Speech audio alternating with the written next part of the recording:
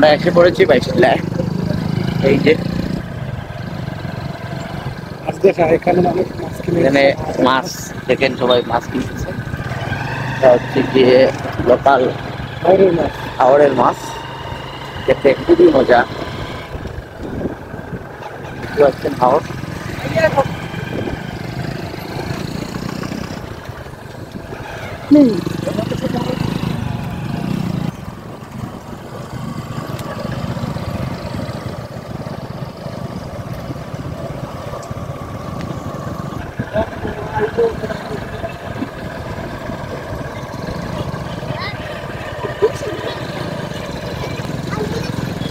বাচ্চারা খেলাধুলা করতেছে, অনেক আনন্দ নিয়ে তাদের শৈশব পার করতেছে।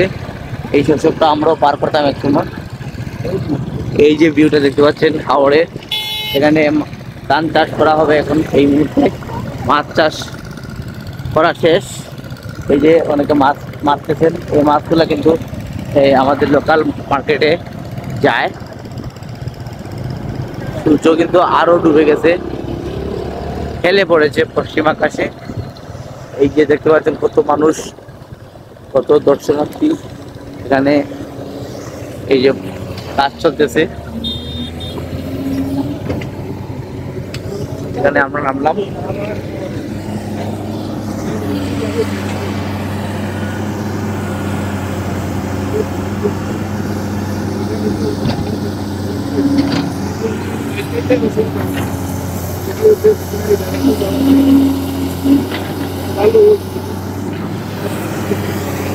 এই যে বাইশটিলার সৌন্দর্য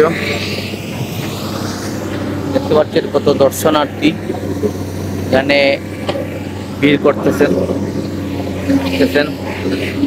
এই যে আমার পার্টি, আমার বন্ধু কবির, সবাইকে হাই দিয়ে দাও। হাই। আমার বন্ধু আজিজ ছবি তোলায় ব্যস্ত। বন্ধু হাই দিয়ে দাও। হাই। সাইদ, বাইশটিলায় এসে তুমি হাই দিয়ে দাও। হাই।